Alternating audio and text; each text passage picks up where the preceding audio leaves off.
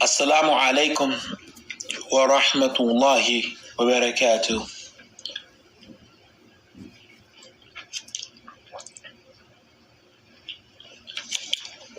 Bismillahir Rahmanir Rahim.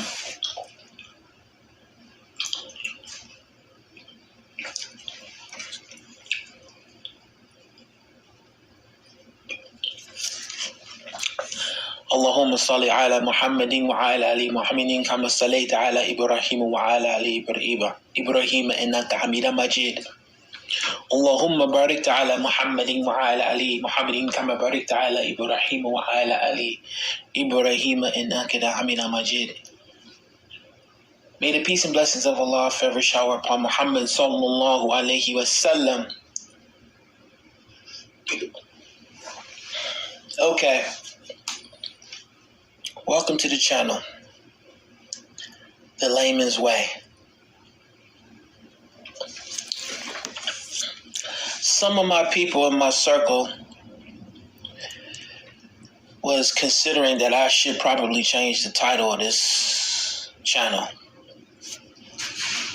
I got a few other ideas that I shared with some of my people, but I think I'm going to leave it at this name, The Layman's Way. So, in this little bit, I want to talk about the alternatives to sin as a layman. First, I want to say I ask Allah to forgive me and protect me and guide me. And I ask that Allah accept this on our behalf, because anything that's good comes from Allah, and anything other than that comes from shaitan and ourselves. So I'm not trying to advocate committing sins. I'm not trying to encourage people to commit sins. That's not my point.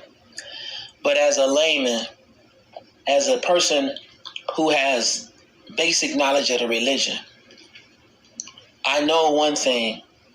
I know the main weapon that any Muslim have against shaitan, na'udhu billah, is knowledge of the religion. And this is something that the layman people, the lay person, really don't have. We don't have deep knowledge of the religion. So what can you do when you don't have deep knowledge of the religion? Idealistically, the main purpose of knowledge has two realities. SubhanAllah. The first reality is to garner the love and proximity of Allah. Your knowledge should bring you closer to Allah. Your knowledge should increase you in loving Allah. And number two, SubhanAllah, your knowledge should keep you away from disobeying Allah. Your knowledge should keep you from sinning under the shade of Allah. So, that's beautiful. It's a beautiful thing. What Muslim don't? There's no Muslim on the face of the earth that don't want to be close to Allah. There's no Muslim on the face of the earth that don't want to commit sins. But some of us haven't reached that level yet. So this is for those of us who are basic people. What I realize is, subhanAllah, some of the alternatives to sin is, really to tell the truth, and I hope Allah forgive us, is commit a lesser sin. Yeah. SubhanAllah, in the worst case scenario, may Allah forgive us all, it's better for you to commit a lesser sin over a major sin. And I want you to really stop and think about that. Really stop and think about it. And ask Allah to help you and guide you. Because, subhanAllah, the religion comes down to the niyat. Of course, a person should ask Allah to help them not commit any sins. And that's for everybody. That's not just for the scholars. That's just not for the students of knowledge. And that's just not for the laymen. That's for everybody. We all should ask Allah to help us avoid sins. But if you really ain't on that level, man, if you living low as a Muslim, you just barely holding on to this religion. And let's keep it all the way real. Some of us are there. Some of us are there. You know, and the reality of the situation is I've been there before.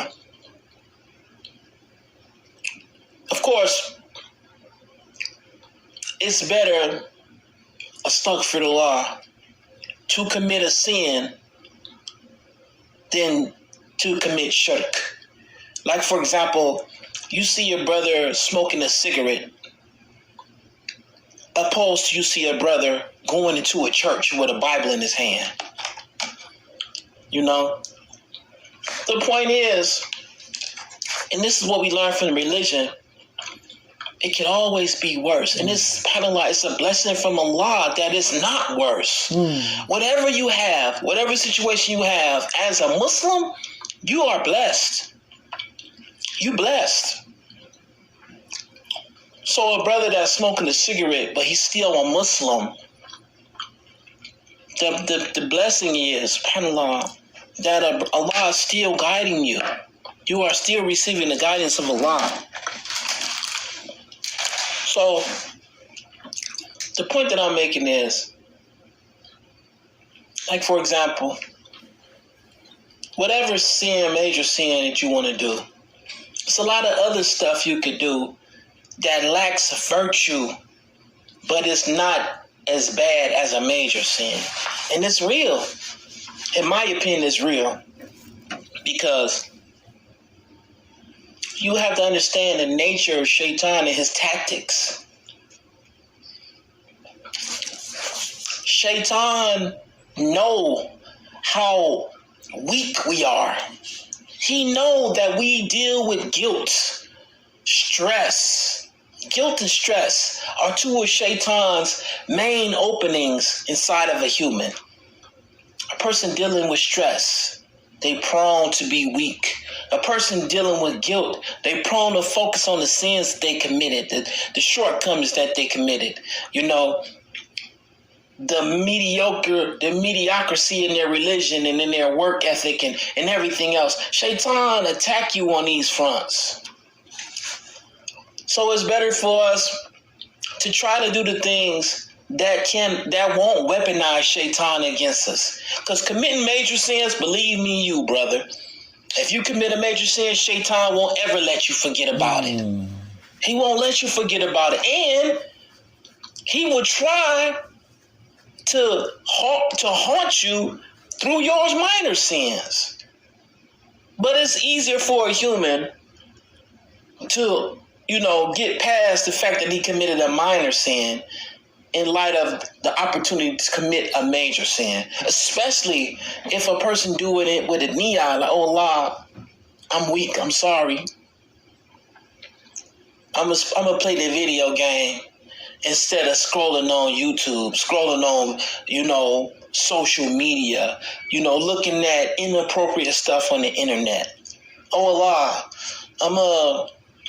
subhanAllah, I'm gonna smoke a cigarette instead of smoking marijuana. Oh Allah, I'm gonna do this thing instead of drinking alcohol. And listen, we supposed to have a good expectation of Allah as a Muslim. You're supposed to have a high expectation of Allah if you are a Muslim. But at the same time, we have to deal with reality. And that's what this is about, because we are laymen. Some of us got girlfriends, Some of us got boyfriends.